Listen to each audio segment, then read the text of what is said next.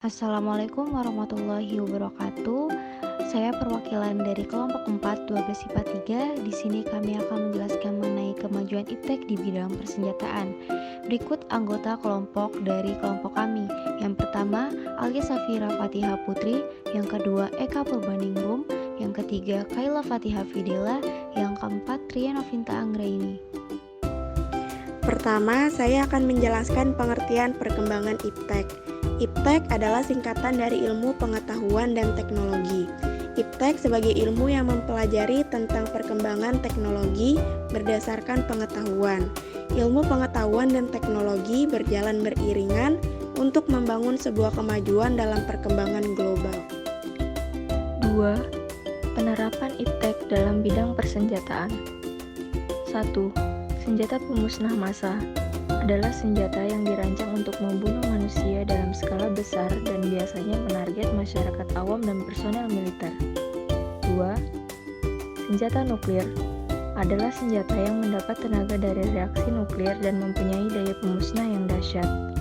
3. Senjata biologi adalah senjata yang menggunakan patogen seperti bakteri, virus, atau organisme penghasil penyakit lainnya sebagai alat untuk membunuh, melukai, atau melumpuhkan musuh. 4. Senjata kimia adalah senjata yang memanfaatkan sifat racun senyawa kimia untuk membunuh, melukai, atau melumpuhkan musuh. Yang kelima, peluru depleted uranium adalah jenis peluru yang dikembangkan dari limbah uranium hasil pelucutan bom nuklir. Berikut adalah contoh gambar kemajuan iptek di bidang persenjataan di Indonesia. Yang pertama adalah kapal selam Alugro, yang kedua tang harimau, yang ketiga kapal perang, dan yang keempat panser. Kemudian, dalam setiap kemajuan sudah pasti terdapat dampak-dampak tertentu.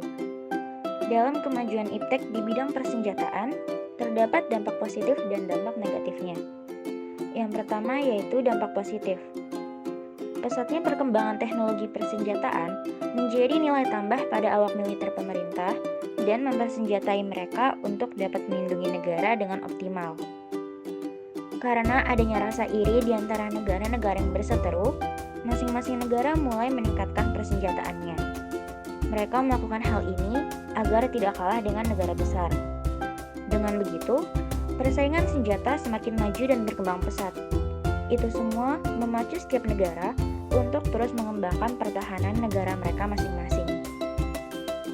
Alasan terakhir yaitu dampak negatif dari kemajuan iptek di bidang persenjataan, antara lain 1.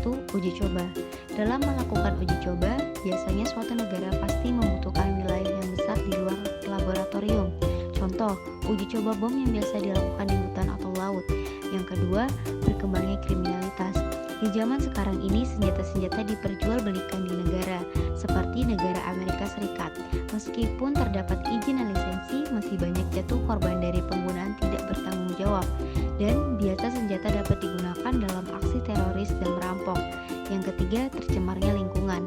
Rusak dan tercemarnya lingkungan berpengaruh besar bagi kelangsungan hidup ekosistem yang ada di dunia ini.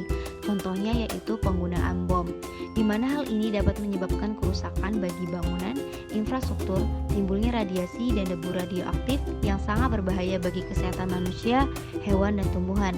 Contoh bom yang telah digunakan yaitu bom atom, bom hidrogen, dan bom nuklir. Yang keempat, perubahan iklim dan rusaknya ekosistem.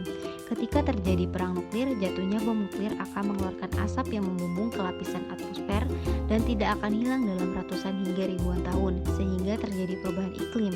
Serta dengan adanya uji coba di laut yang dapat menyebabkan ikan-ikan mati dan rusaknya terumbu karang. Yang kelima yaitu senjata modern dan canggih juga bisa membuat beberapa negara merasa sangat kuat dan ingin menguasai atau memaksakan kehendak kepada negara lain. Itu saja yang dapat kami sampaikan, kurang lebihnya mohon maaf. Wassalamualaikum warahmatullahi